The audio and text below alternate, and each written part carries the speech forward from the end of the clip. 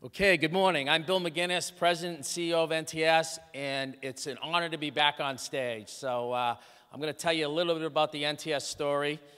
3.5 years ago, we started the engagement with C and the journey with C. And we were doing a lot of planning back then, and we were focused on strategy. And one thing we learned 3.5 years ago is 9 out of 10 companies focus on strategy and usually get their strategy right. Only 1 in 10 execute strategy. We were interested in the execution piece. We wanted to be that 1 in 10 company. And as I'll show you today, we used the C roadmap to execute our strategy, and we've achieved extraordinary results. A little bit about the company. We have over 1,100 employees, or 160 million in revenue. We have 24 locations in the U.S. We have 3 locations globally, and we service over 8,000 customers on a yearly basis. What do we do every day? We've been in business. This is going to be our 50th year anniversary. We've been in business for 50 years, and our fundamental service offering is providing test services by simulating environments for the aerospace as well as several other industries. And we're unique, and these are some of the unique test processes that we perform. We also provide quality registration and supply chain services, a new service for the organization to certainly service our clients, not only from a test standpoint, from a quality management system certification standpoint, and now we're servicing our clients to help them with their supply chain. The markets we serve, as you can see, as depicted on the chart, our largest 2 markets are aerospace and defense. They're split about on a 50-50 percentage basis. And then we also service several other industries, again, with our testing, certification, and compliance services. What I thought I'd do today, since we're aerospace and defense focused, these are the clients. When a platform's developed, and this is the 787 for Boeing, these are the clients that we provided test services and continue to provide test services to service the 787 platform. And that's kind of an indication of all the other platforms and the clients that we'd service from a testing and quality and supply chain process. Our growth strategy, again, I talked 3.5 years ago. Again, we're in a very tough economic situation, as well as all the other folks in this room and others, and we deployed, or we really wanted to grow. So we actually started to focus in 3 specific areas. Organic growth, or how do we capture market share, and we put initiatives in place to achieve our objectives there. Innovation, we wanted to innovate. Our desire was to dominate on capability, have a capability service that none of our competitors could offer. We wanted to differentiate on customer service and be on par with 3 other attributes. So on the innovation front, that was near and dear to our heart. Our innovation philosophy was simply, how do we stay current or ahead of the merging test requirements in the industry? So we're very customer-centric, and we actually built innovation platforms and new technology based on our customers' needs. And then we were acquisitive. We saw an opportunity in the industry where some of our competitors may not be doing very well, may be looking to join a partner to execute on their initiatives and strategies. So we deployed an acquisition thesis to continue to grow. At the time we deployed our growth strategy, we were about $75 million in sales, and as I mentioned earlier, today we're at $160 million. So we've actually more than doubled the revenue of the organization in the last 5 to 6 years by deploying this strategy. Workforce development. Did I miss a slide? Let me just go back. Okay, workforce development. You heard a lot about workforce development.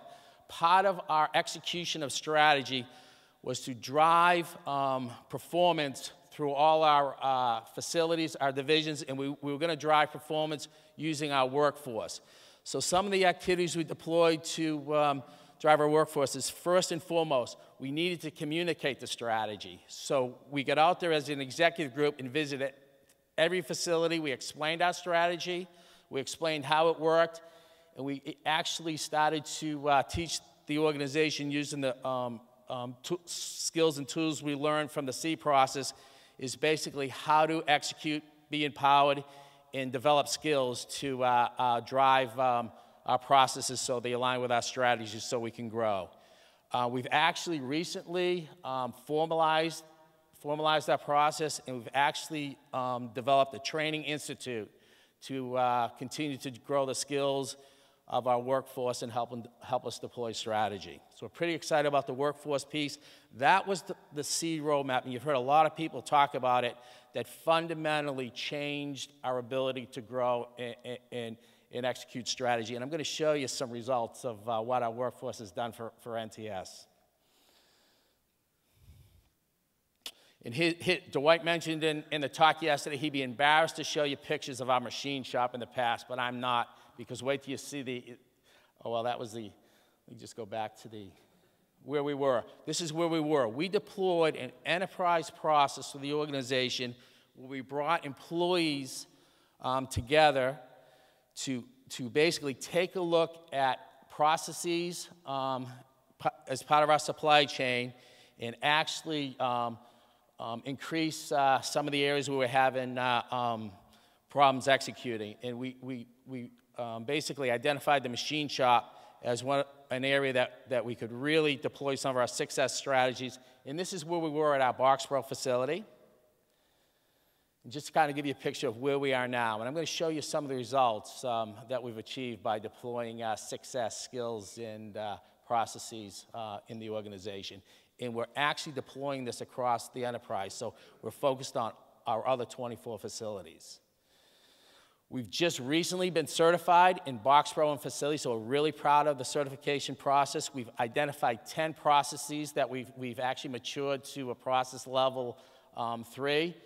And if you look there, it's not only about the operational excellence side. We also focused on administrative processes. Things like, hey, do we have the information to the floor in time so we can meet our clients' delivery schedules?